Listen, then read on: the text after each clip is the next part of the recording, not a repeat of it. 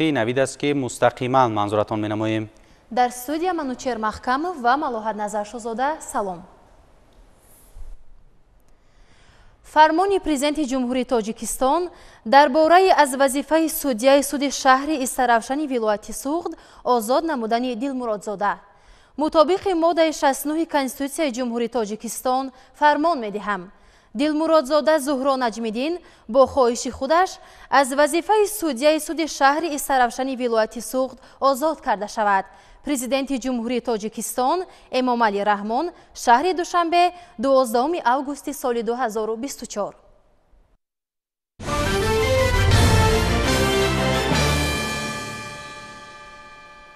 امروز صحبت تلفنی پرزیدنت جمهوری تاجیکستان پیشوای ملت محترم امامعلی رحمان با سروزیر ژاپن جناب فومیو کیسیدا با ابتکار آن جانب برگزار گردید. در آغاز صحبت سرور دولتمان در رابطه با زمین لرزه شدیدی که چند پیش در ژاپن دوست رخ داده بود همدلی و دستگیری خود را اظهار داشتند. سپس پیشوای ملت درک جانب تاجیکستان را از تصمیم به زمان دیگر گذراندن واخوری‌های بسیار جانبه و دو جانبه که به نزدیکی به نقشه گرفته شده بودند تاکید نمود. در روند صحبت جانب‌ها همچنین حالت کنونی و دورنمای رابطه‌های تاجیکستان و ژاپن را بررسی نموده آمادگی خود را برای ادامه تماس‌ها جهت رشد منبعی آنها تصدیق کردند. همزمان اوید به مسائل مبرم روزنامه بین‌المللی و منطقوی تبادل افکار صورت گرفت.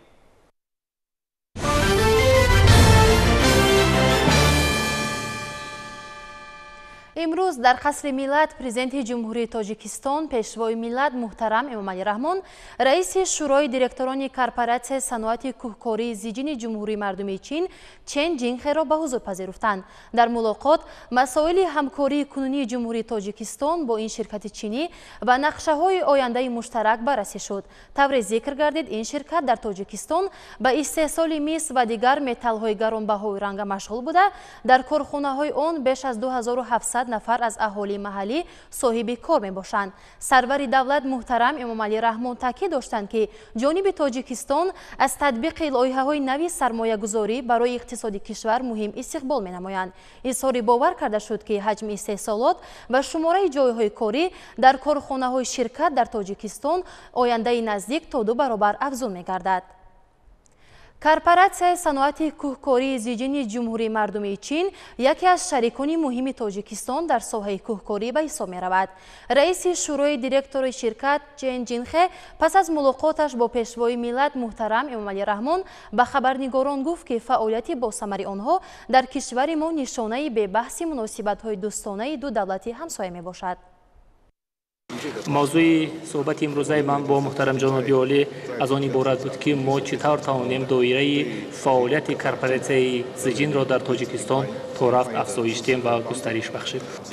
қайд кардан зарур аст ки тоҷикистон ва чин ҳамчун кишварҳои ҳамҷавор ҳамчун кишварҳои дӯст мебошанд ва таҳти роҳнамоии хиратмандонаи сарони ҳарду давлат муносибатҳои ду кишвар ба шарти стратегӣ баромаданд ки ин барои фаъолияти минбаъдаи ширкатҳои чинӣ дар тоҷикистон гӯем як дастгирӣ ва як такони ниҳоят хуб мебошад.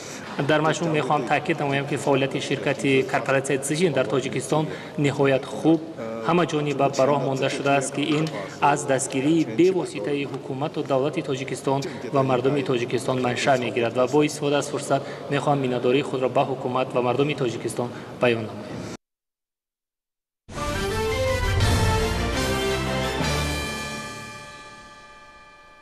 баланд бардоштани рӯҳияи ватандӯстии мардум кафолати асосии таъмини сулҳу субот ва осоиштагӣ ба ҳисоб меравад. дар шаҳри Кӯлоби вилояти Хатлон бо иштироки роҳбарияти ситоди генералии қувваҳои мусаллаҳи ҷумҳурии тоҷикистон роҳбарияти шаҳр ва шаҳрвандони дар эҳтиёт қарор дошта машқи мудофиаи ҳудудӣ баргузор гардид. гузориши ҳамкорони мо дар ин хусус. طبق سپارش سرفرمانده عالی قواهای مسلح جمهوری تاجیکستان گنرال ارتش محترم امامعلی رحمان نقشه چهاربینی‌های وزارت مدافعه جمهوری تاجیکستان با اشتراک معاون یکم وزیر مدافعه جمهوری تاجیکستان سردار ستاد گنرالی قواهای مسلح جمهوری تاجیکستان گنرال لیتنانت صابرزاده امامعلی نمایندگان کمیسریات حربی ولایت ختلان و شهر کولاب رئیس شهر کولاب سابقه‌داران ساحه و با جلب کارمندان کسب و کار گوناگون شهروندان در احتیاط قرار қарордоштаи шаҳр ва нақлиёти сохторҳои гуногун дар варзишгоҳи марказии шаҳри Кӯлоб машқи мудофиаи ҳудудӣ ва сафарбарнамоӣ баргузор гардид. ҳангоми суханронӣ сардори ситоди генералии ҷумҳурии Тоҷикистон барои дар сатҳи баланди сиёсӣ омода намудани мудофиаи ҳудудӣ ба раҳбарияти шаҳр ва тамоми иштирокчиён миннатдории самимии худро баён намуда, аз сулҳу субот ва ваҳдати сартосарӣ дар Тоҷикистони азизамон ёдоварӣ намуд.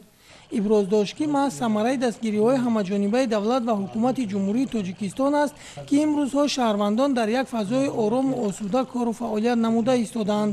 ҳамчунин сардори ситоди генералии ҷумҳурии Тоҷикистон аз вазъи мураккаби сиёсии ҷаҳон ёдоварӣ намуда қайд кард ки мутаассифона солҳои охир яке аз мушкилиҳое ки тамоми ҷомеаи ҷаҳониро фаро гирифтааст ин терроризму экстремизм, ифротгароии хушунатомезӣ ва дигар зуҳуроти номатлубу хатарзо мебошад ва бо боварии комил гуфта метавонем ки шаҳрвандони дар эҳтиёт қарор доштаи мудофиаи ҳудудӣ ва сохторҳои қудратии шаҳри Кӯлоб дар ҳамаи ҳолат барои ҳифзи хоки поки муқаддаси ин сарзамин ва арзишҳои миллии он омода мебошанд.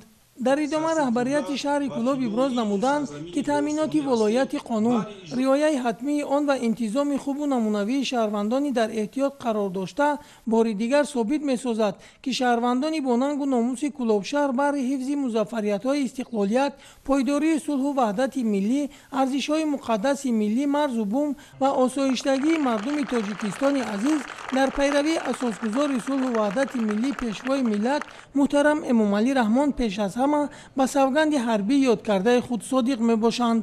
иброз гардид ки ҳадафи баргузории чорабинии мазкур пеш аз ҳама санҷиши омодабошии ҷангӣ, сафарбарӣ ва мудофиаи ҳудудӣ, ҳамзамон сайқал додани таҷрибаи ҳайати шахсии ширкаткунандагон, ҳамоҳангии сохторҳои низомии шаҳр дар суръати ба вуқӯъ пайвастани хатарҳои эҳтимолӣ, санҷиши дурусти амалиёти тактикӣ, вусъат додани қувва ва воситаҳои минтақаи мудофиаи ҳудудӣ, баланд бардоштани омодагии рӯҳиву равонӣ ва қобилияти ҷангиву ҷисмонӣ бар мегирад. ширинҷон Сафарзода, Сайфиддин Исмоилов аз шаҳри Кӯлоб барои барномаи Навид.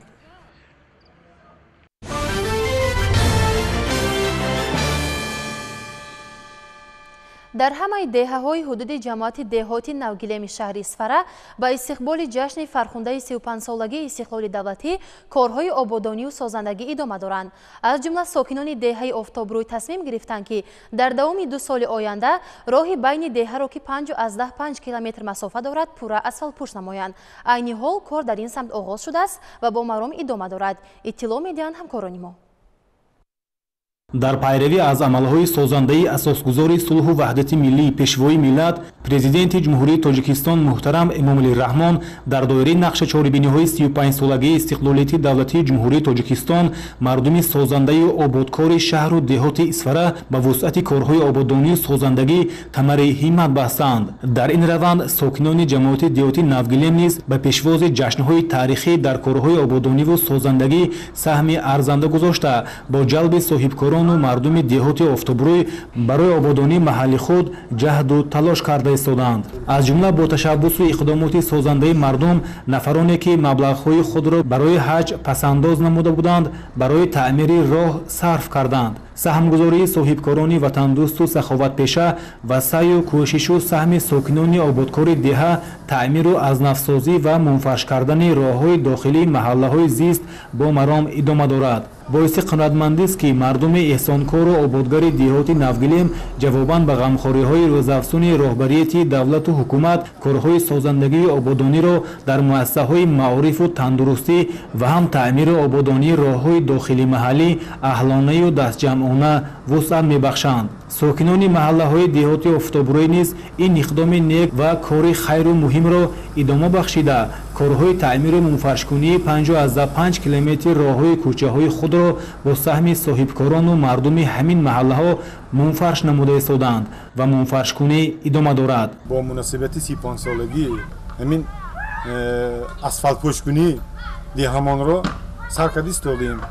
5 километр роҳро ба нақша гирифтем ки ҳамина пурра адо кунем бо дастгири соҳибкорон, бо дастгири ҳамин ҳамқишлоқҳомон, баъд бо дастгири муҳоҷирон ҳамин корро давом дода истодем.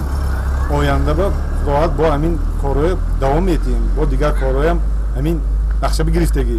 дар корҳои мунфаршкунии техникаву таҷҳизот ва кормандони муассисаи давлатии назорати роҳҳои автомобилгарди шаҳри Конибодом ҷалб гардида, онҳо ният доранд баҳри сифатан иҷро намудани корҳо мусоидат намоянд.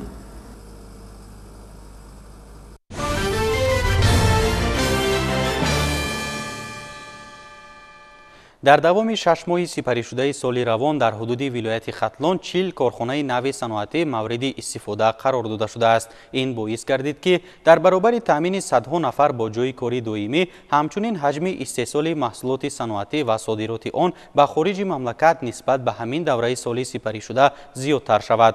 роҳбарияти вилояти Хатлон дар нишасти матбуотӣ доир ба дигар дастоварду комёбӣ ва камбудию норасоиҳои мардуми вилоят дар нимсолаи аввал ба хабарнигорон маълумот пешниҳод карданд. дар маҷлисгоҳи мақомоти иҷроияи ҳокимияти давлатии вилояти Хатлон бо иштироки раиси вилоят ва намояндагони васоити ахбори омма нишасти матбуотӣ баргузор гардид. қайд гардид ки фаъолон ва аҳли заҳмати вилояти Хатлон бо меҳнати софдилона ва содиқонаи худ ба раванди пешрафти диёри биҳиштосоямон вусъати тоза бахшида, дар 6 моҳи аввали соли 2024 дастуру ҳидоятҳои сарвари давлатро ки зимни сафарҳои корӣ ба шаҳру ноҳияҳои вилоят баён гардида буданд, нақшаҳои кори хеш таҳия намуда аз пайи иҷроиши онҳо гардид. дар натиҷаи тадбирҳои андешидашуда нишондиҳандаҳои кӯтоҳмуҳлати рушди минтақавии вилоят дар 6 моҳи соли равон ба 15.1 миллиард сомонӣ расид ки нисбат ба ҳамин давраи соли гузашта 8.2 банди фоизӣ афзоиш ёфт. нақшаи қисми даромади буҷети маҳаллии вилоят ва шаҳру ноҳияҳо 100% таъмин шуда ба буҷет 1 миллиарду 643 миллион сомонӣ маблағ ворид гардидааст. тавре ки раиси вилоят зикр намуд, дар вилояти Хатлон нимаи якуми сол 5 миллиону 930 ҳазор доллари амрикоӣ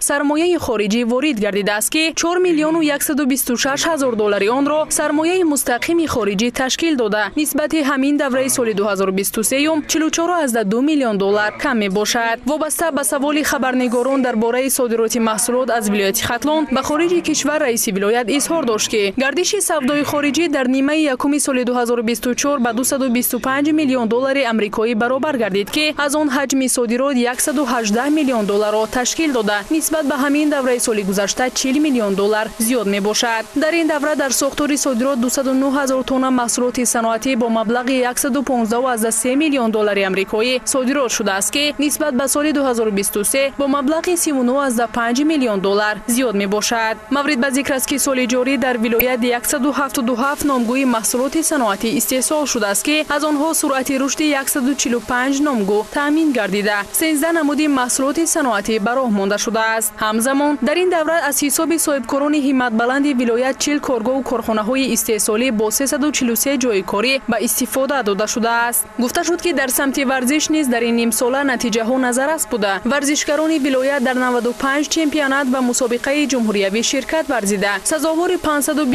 медали тилло, 441 медали нуқра, 536 медали биринҷӣ, ҳамагӣ 1499 медал ба даст оварданд ки нисбат ба соли 2023 344 медал бештар аст. дар нишаст аз ҷониби хабарнигорон вобаста ба саҳми соҳибкорони ватанӣ дар таъмиру тармими роҳҳо, истеҳсоли маҳсулоти саноатӣ, бозсозии теппаи таърихии Қурғон, таъсиси ҷойҳои навикорӣ, рушди сайёҳӣ, музаффарияти хонандагони муассисаҳои таълимии вилоят дар олимпиадаҳои ҷумҳуриявӣ ва байналмилалӣ, бунёди бохҳои интенсивӣ, ҷалби сармояи хориҷӣ ба иқтисодиёти вилоят, ҳифзи ёдгориҳои таърихӣ, гиромидошти хотираи шахсиятҳои мондагор ва дигар масъалаҳо саволҳо дода шуда, ҷавобҳои мушаххас дарёфт гардиданд. дар интиҳои нишасти матбуотӣ аз тарафи масъулин изҳори итминон шуд ки фаъолони вилоят барои боз ҳам ободу пешрафта гардидани кишвари маҳбубамон, таъмини амнияти озуқавории мамлакат, татбиқи ҳадафи чоруми миллии саноатикунонӣ бо суръати кишвар аз тамоми захираву имкониятҳои мавҷуда истифода намуда, дар ҳамкорӣ бо намояндагони васоити ахбори омма дар оянда низ ба дастовардҳои баланди меҳнатӣ ноил мегарданд.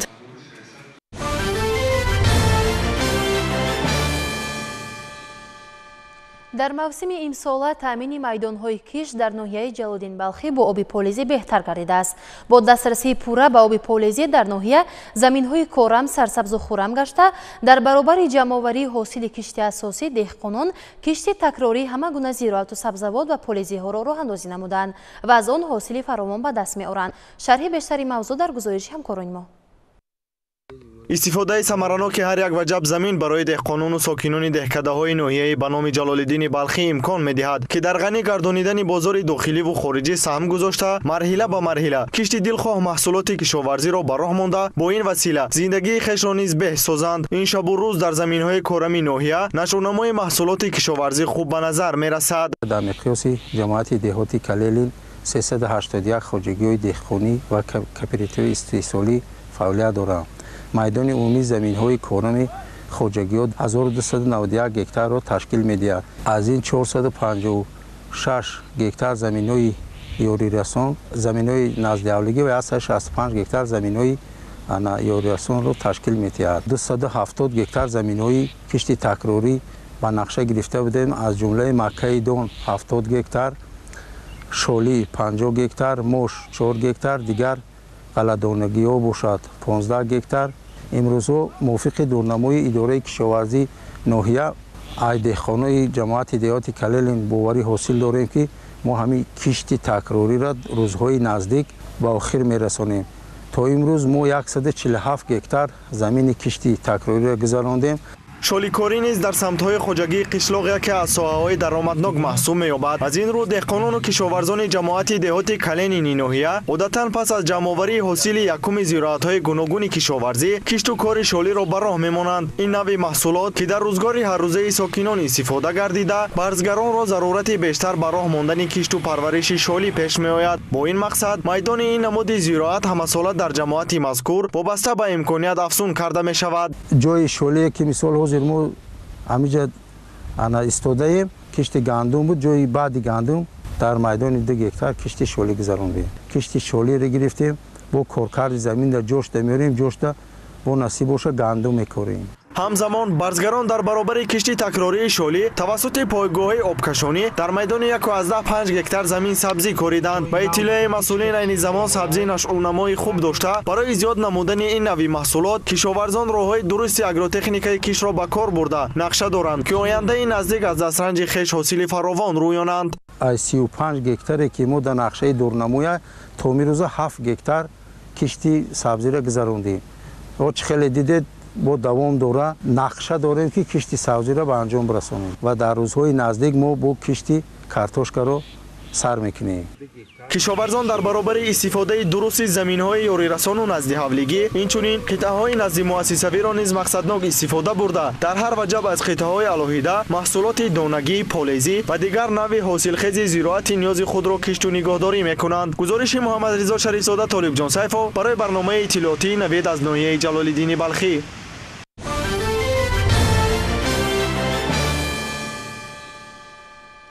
در ناحیه شمس‌الدین شاهین ولایت ختلان نیز زمین از جانب خواجگیداران ثمرناک استفاده برده می شود. نوبسته به اقلیم نسبتاً سرد کشاورزان ناحیه همساله از زمین حاصل دلخواه می رویانند.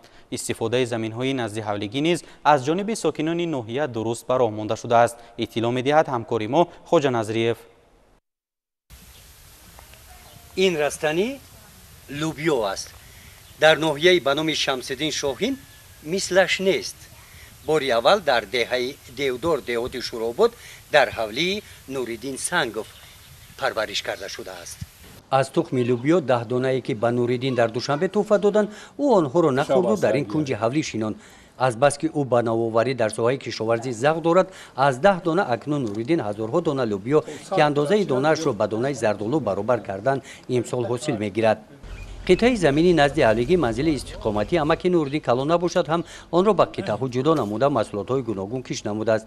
اقلیم نه آنقدر گرم، هوای سوخین، آب خنک و شمال فورم کوهستان انا همین گونه محصولات‌های سبز و بی‌نقصان پرورش یافتند. محصولات تازه کردن ما دارو استفاده نمیبریم. یگان کیلو دارو ما در گرات استفاده نمیبریم. محصولات ما تازه پارو پشک اگر کردم که خونده باشم میفهمم که پشک چیه. استفاده ثمرناک زمین یکی از منبع‌های درآمد ساکنان کوهستان دهه دیودار دهات شوراباد در ناحیه به نام شمس‌الدین شاهین میباشد. اما که نوریدین هم درآمد از حساب حاصل زمین را در پیشبرد روزهای اویلا صرف مینماید. سال گذشته یا 500 کیلو کارتوشکا همین زمین فروختیم و یا سال دیگه خوردیم. ما کارتوشکا نمیخریم. پامادر بانکا کردم برای چیز زمستون зиёдаи 100 банка 1 тонн помадирига 4 сомонӣ амиҷа фурӯхтем. анаки ба хотире ки ови мо ови зери заминӣ ай мо ҳам суми ҳамова ҳамаша ҳисоби ҳами агародмон мебирорем хебо зиндагимона пеш мебарем. хела бо бебудиву чизмон аст. мегӯянд ки деҳаи девдор дар ҷамоати деҳоти шуробод макони меваҳо ва сабзавотҳои аз лиҳози экологӣ тоза мебошанд ва аз шуғли деҳқонӣ ҳамаи сокинон баракат диданд. новобаста ба синни сол дар замин меҳнат мекунанд. бобои Файзимат ва холаи Савлатбӣ аз ҳамин одамонанд. онҳо мегӯянд ки бо ин шуғл зиндагиашонро хуб пеш бурданд. аз баракати шуғли деҳқонӣ ва даромади он дар деҳа ин гуна корхонаҳои хурди саноатӣ бунёд намуданд. دستگیر شمیست که رای ما به رای وزین است آسیاب داریم در اینجا کارخانه تخت زنک داریم پخت زنک داریم مقصد مغازه خوراکات در زمستان 8 کیلومتر است ما قبل 3-4 ساعت در زمستان در برفی با یک عذاب و یک مشقت ها میریم امروز که ما کاری منظور آماده کردیم برای مردم دیها را به یک مونی می اینجا گرفتار رفتن میگیرن یا پخت زن در پخت میزنن تخت زن در توسن تخت میزنن مقصد ما در خدمت همین خلقیم. چند نفر حسابی جوب کردید؟ 7 نفر. پدرم است، مادرم است، اپام، خانم دخترچم 7 نفر صاحبی کار است اینجا. اویلوی کار کرده. نوردین سنگوف هم مقصد دارد که در آینده در خطر لوبیاگی‌ها نوع‌های دیگری سبزوات‌های با اقلیم کوهستان مطابق را پرورش نموده در این منطقه تخم آنها را پهن سازد. گزارش خواجه نظریف خدای نظر ظهوروف از ناحیه به نام شمس‌الدین شاهین برای برنامه اطلاعاتی نوید.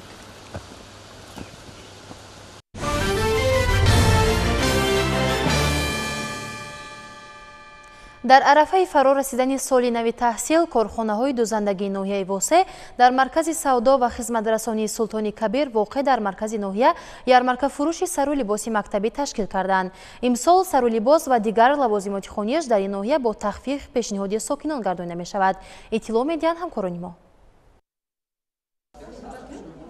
با فرارسی سال نو تحصیل والدان در پی آمادگی به مکتب از پی انتخاب لباس‌های مکتبی برای فرزندان هستند. البته هر یک کودک خواهش دارد لباس شیرین و زیبا موافق طبع و ذوقش باشد. در ناحیه واسه با این مناسبت در مرکز تجارتی و خدمترسانی سلطان کبیر یارمارک فروش لباس‌های مکتبی دایر کرده شد. با یارمارک آمادگان ساکنان از دهات‌های ناحیه میباشند. موافق ذوق کودکان و خواهش والدان از جانب کارخانه سلطان کبیر امسال همین گونه لباس‌های مکتبی پیشنهاد گردانیده شدند. طبق اطلاع رهبری کارخانه لباس‌های مکتبی در این موسم تخفیف کرده شده از ارزش اساسی 20% ارزان کرده شدند. من همچون یک شهروند امروز برای تامین کردن لباسان واسم گرفته برای از اینجا خریداری کردن آمدم و دیده استودیم که عموما در اینجا معرکه در سطح نهایت بلند ارزش لباس‌ها نسبتاً به سال گذشته خیلی ارزان شده است. مثلا با جای 180 سومانی 140 سومانی شدگی 140 سومانی 120 سومانی شدگی خلاصه نرخ لباس‌ها نسبتاً به سال گذشته این سال خیلی ارزان شده است. یارمارک فروش لباس‌های مکتبی در ناحیه واسه از جانب کارخانه دوزندگی سلطان کبیر و کارخانه دوزندگی هولبوک اینک مدت یک چند سال باز برآمده شده است. دخت لباس‌های مکتبی در همین کارخانه‌ها برآمده شده آن را کارگران محلی می‌دوزند.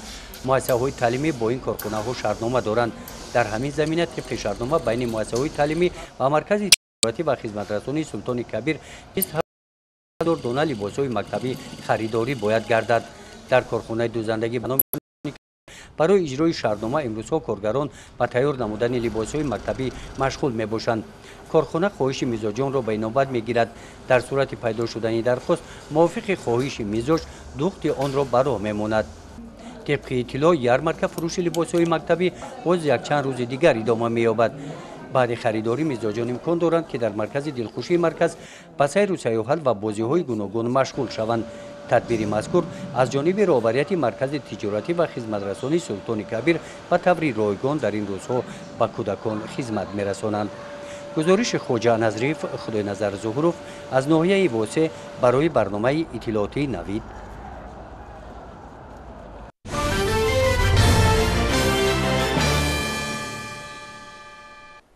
جهتی در سطح بلند تشکیلی و فرهنگی تجلیل نمودن جشن استقلال دولتی جمهوری تاجیکستان در اساس نقشه مقامات اجرایی حکومت دولتی ولایت ختلان در همه شهر و ناحیه‌های ولایت برگزار نمودن چهاربینی‌های فرهنگی فراغتی تشکیل کرده می شود. همکاران ما از رفت برگزاری شام استقلال در جماعت دهات پنجرود ناحیه همدانی گزارش آماده نمودند. با شکرگزاری از صلح و وحدت ملی و استقلالیت دولتی ساکنان ناحیه به نام میرسعید علی حمدانی در عرفه جشن‌های در پیش ایستاده چهاربینی‌های گوناگون فرهنگی معرفتی دایر می‌نمایند. همین گونه یک چهاربینی تحت عنوان شام استقلال در جماعت دهات پنجرود برگزار گردید. در این چهاربینی اهل جماعتچگی دستاوردهای ساحه‌های گوناگون خواجگی خلق را به نمایش گذاشتند. محصول هنر هنرمندان جماعت از قبیل چکندوزی و کشیده‌دوزی، گلدوزی، محصولات دوریدگری و آهنگری و غیره نمایشگاه چهاربینی را آرام داد. نورسان و جوانان در چهاربینی خیلی فعال بودند و از موفقیت‌هایشان به هم صحبت داشتند. اما جوانان شکرگزار از آن هستیم که چنین دولتی آزاد و آسایشی نصیب ما جوانان گشته است. ما جوانان میانه‌داری خودمان را صمیمانه به اساسگذار صلح و وحدت ملی پیشوای معظم ملت محترم جناب عالی میرسونیم که چنین دولتی آزاد و آسایشی و آرامی را نصیب ما جوانان گردانیده است. میتوانیم در مؤسسه‌های دولتی داخل جمهوری و بیرون از جمهوری تحصیل خود را دوام داده و در رشد ساحه‌های خواجگی خلق سهم خودمان را گذاریم. دستاوردهای خوانندگان مؤسسه‌های تحصیلات عمومی جماعت دهات پنجرود در دوران صاحب استقلالی کشور خیلی نظر رسند. دسته چوگانبازان مؤسسه رقم 23 بارها جایزه‌دار مسابقه‌های جمهوریوی گردیدند. در آزمون و المپیادها باشد صاحب جایهای نمایان شدند. ما علی ماورچی معارف کوشش میکنیم خوانندگان در رویای وطن دوستی و خویشتن‌شناسی تعلیم و تربیت نموده در آزمون‌های جمهوریوی مانند علم فروغ و معرفت فروغ رسوب دانایی کتاب تاجیکستان وطن عزیز ما اشتراک نموده سهم از زنده خدا گذاریم. رهبریت مقامات اجرایی حکومت دولتی ناحیه و دیگر برآمدکنندگان عاید به رشد جماعت پیشرفت ساحه‌های کشاورزی و صنعتی و معارف و تندرستی سخن گفته ابراز داشتند که عین زمان اهالی جماعت دهات پنجرود به 12500 نفر رسیده شماره مؤسسه‌های تعلیمی، بنگاه‌های طبی، خواجگی‌های دهقانی و انفرادی و کارخانه‌های صنعتی افزایش یافته است. در حدود جماعت دهات پنجاب 4 عدد مؤسسه تعلیمی، 210 خواجگی دهقانی، 3 تا بنگاه طبی و یک مرکز سلامتی فعالیت و مردم خدمت رسانده ایستادند. بخشیده به جشن 35 سالگی استقلالیت دولتی جمهوری تاجیکستان در جماعت دهات پنجاب 17 عدد انشاءات به نقشه گرفته شده که تا امروز 10 عدد آن مورد استفاده قرار داده شدند. ساکنان جماعت دهات پنجاب اصلا به خواجگیداری مشغول هستند و در حدود جماعت 6 تا کارخانه صنعتی فعالیت می‌نمایند که اکثریت کارمندانشان اهل جماعت میباشند. در ادامه چهاربینی هوسکاران جماعت و کارمندان فیلارمونی خلقی به نام ادینه هاشم برنامه فرهنگی را پیشنهادی حاضران گردانیدند. شیرین جان سفرزاده سیفالدین اسماعیلوف از ناحیه همدانی برای برنامه نوید.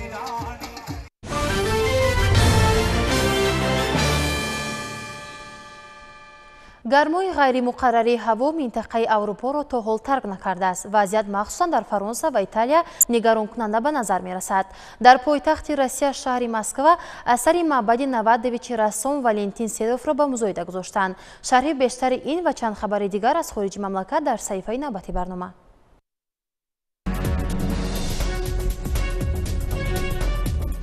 сокинони баъзе давлатҳо